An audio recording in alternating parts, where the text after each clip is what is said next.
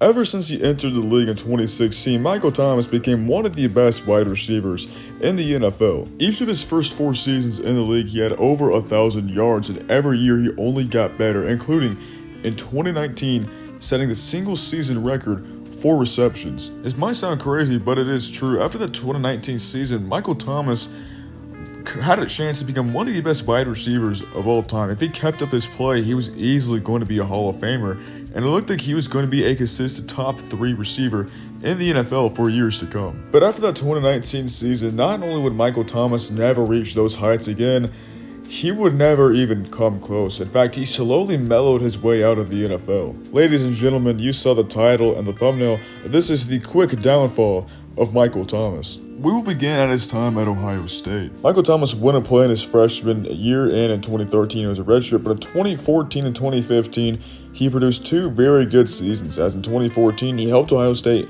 win the national championship and then produced similar numbers the year after, making a very good 2-year stint at Ohio State. Also, look how stacked this 2015 wide receiver group was. You have Curtis Samuel, who started out as a running back but switched to receiver.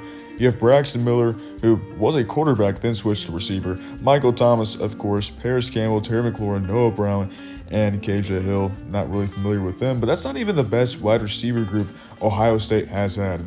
Ohio State produces some phenomenal wide receivers. But those 2 stellar seasons at Ohio State would help him be drafted in the 2nd round, 47th overall, to the New Orleans Saints, making him the 5th wide receiver taken off the board in the 2016 draft. Now, during this time period, the New Orleans Saints were in a very weird phase in the Drew Brees era. They went 7-9 in 2012, missed the playoffs, but they went back to the playoffs in 2013. But in 2014 and 2015, they went 7-9 with one of the best offenses in the NFL and one of the worst defenses. And in 2016, the same exact thing happened again. Another 7-9 season with one of the best offenses, but one of the worst defenses, but missed the playoffs. But a bright side to this season was Michael Thomas himself, as he had 92 receptions, 1,137 yards, and 9 touchdowns in only 15 games. And even though the Saints offense was phenomenal, Drew Brees during his entire time with the Saints never had a true number 1 receiver. Now, he had Marquise Colston, but he barely broke the 1,000-yard threshold. In fact, I don't think he ever broke it.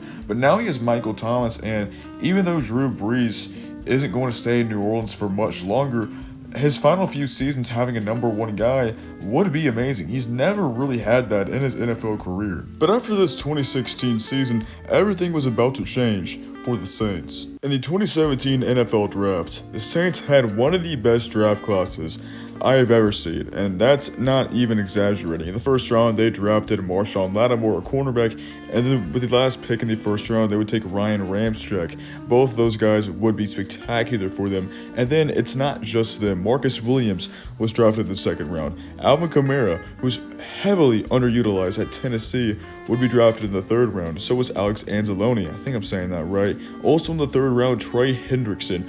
All those guys in the first 3 rounds. All those guys turn out to be very, very solid NFL players.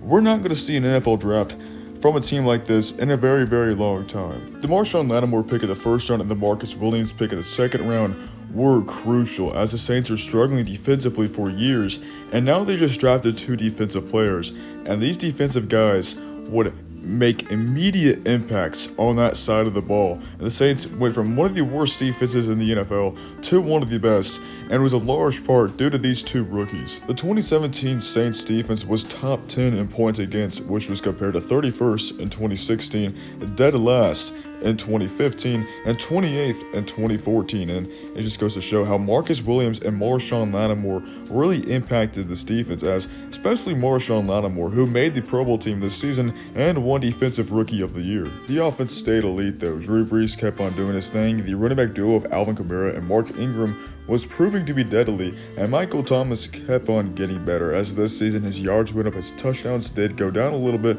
but he played all 16 games, and he was named to his first Pro Bowl team. The Saints would make the playoffs at 11-5 and win the NFC South, and they would beat the Panthers in the wildcard game. However, they would lose to the Vikings in the divisional round on one of the craziest plays you will ever see, the Minneapolis Miracle. You've probably seen it before. If you haven't, go check it out because I can't play on here.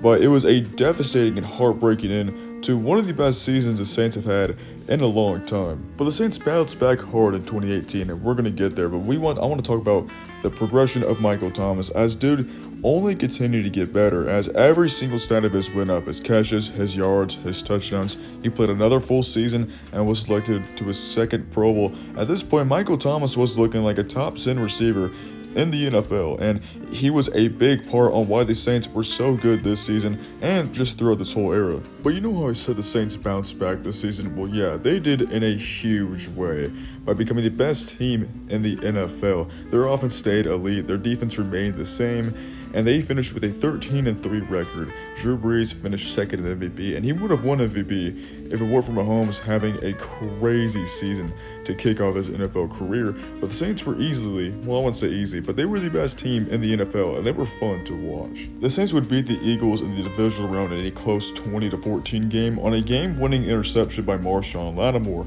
But it was that next game, the NFC Championship game, that would haunt Saints fans forever. In what was a very hyped up NFC Championship game, nearing the end of the game, the Saints were driving, and then this play happened where it looked like an obvious DPI, an obvious defensive pass interference, but they did not call it, which resulted into the Saints kicking a field goal with a little over a minute remaining. The Rams would drive down the field and kick a field goal to go into overtime.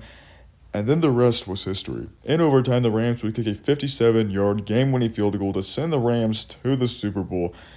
And that's how the Saints' best season in years ended, on an unfortunate missed DPI call. Now you can make other factors, like Drew Brees didn't play too well in overtime, and Sean Payton didn't have the best clock management. But the majority of NFL fans and every Saints fan are going to look back at this missed defensive pass interference that would have changed the course of this game and maybe changed the rest of the Saints' history. An incredibly heartbreaking way to end the season, but the Saints would bounce back, not as good as they did from the year prior. They were still good. They took a little bit of a step back. But this season in 2019 was known for one thing, and that was the Michael Thomas season. Michael Thomas elevated himself from a top 10 receiver in the NFL to arguably the best in the league. Michael Thomas had an historic season in 2019, 1,725 yards, 9 touchdowns, got selected to his third Pro Bowl team, and the single season record 4 receptions. An all-time season I don't think anyone will ever forget, and Michael Thomas made a name for himself. But different chapter, same story. I have no idea if I used that analogy right, but in the playoffs, in the wildcard round, they would face up against a familiar foe in the Minnesota Vikings, a team way worse than them, and the Vikings would beat them in overtime, 26-20 on a game-winning touchdown. Just absolute brutal. It would be so hard to be a Saints fan at this time. But again, another tragic way to end off the season. But entering 2020, Michael Thomas is only 27 years old. He still has a lot of his prime left, and he's proven he can stay consistent. So he'll do it again, right? I mean, we have many more years of Michael Thomas being an elite wide receiver, right?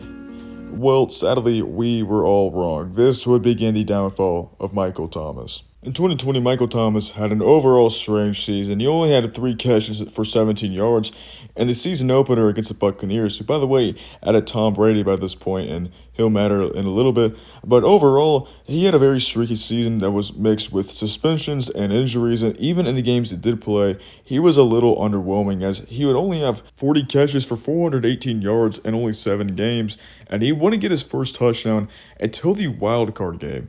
This was weird. The Saints would easily beat the Bears in the wildcard round. However, against Tom Brady and the Tampa Bay Buccaneers in the divisional round, they would lose 30-20, and this would end up being Drew Brees' last game in the NFL, officially ending the Drew Brees era in New Orleans and kicking off a new one. The next QB up for the Saints was Jameis Winston, and he is a step down from Drew Brees, obviously, but he's still not a bad quarterback. He's pretty all right, and it would be hard for Saints fans, obviously, but for Michael Thomas, I think he could still put up the same level of productivity we saw in the past. If he just stays healthy, stays out of trouble, I think he can have a pretty good 2021 season with Jameis Winston at the helm. Now, Michael Thomas would miss the start of the 2021 season with an ankle injury, but that's okay. He'll be back.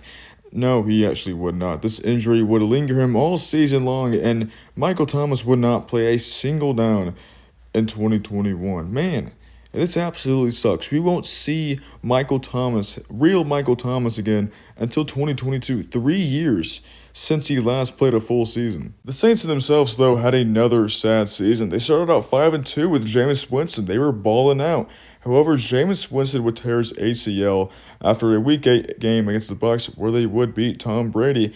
However, it was sad from there. When Jameis Winston tore his ACL, they fell apart, only finishing 9-8 to end the season. So 2022 came, and honestly, Michael Thomas looked back.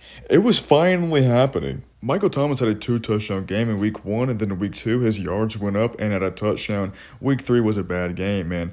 It's not like the old Michael Thomas we saw, but not playing real football in 3 years pretty much is going to take time to get used to. And it looked like Michael Thomas would eventually get back to that old state. I mean, he was getting there. But this promising season would come to a short and quick end, as in the Week 3 game against the Panthers, Michael Thomas would suffer a toe injury that would sideline him for the rest of the season.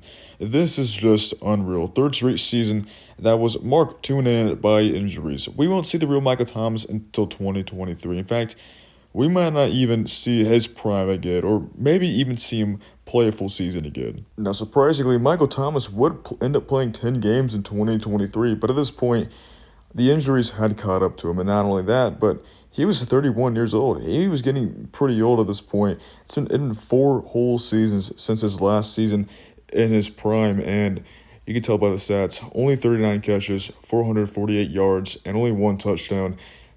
It was coming to an end for Michael Thomas. This was officially the end for Michael Thomas, as on March 13th, 2024, the Saints would cut Michael Thomas, ending his 8 seasons as a New Orleans Saint, and no team has reached out to Michael Thomas. It looks like his NFL career is over, and it doesn't even look like it. It is official. His career is over. There are a lot of what-ifs in sports history. What if Len Bias never died? What if Derrick Rose never tore his ACL? What if the Thunder never traded away James Harden? But one we don't talk about enough, in fact at all, is what if Michael Thomas never got injured? He had one of the best 4-year stretches from a wide receiver in the 21st century, and it all ended right after that. Injuries tore him apart, and it's so sad to see. Michael Thomas is a huge what if, and that's all his legacy is. And it's tragic. But that is all for today. Let me know how you think the video was. Was it a good video? I feel like I did pretty good. Let me know what you think about Michael Thomas as a player. How, do you like watching him? I don't know. I liked watching him. He was fun to watch and all that. But yeah, that's about it. Jesus loves you, and goodbye.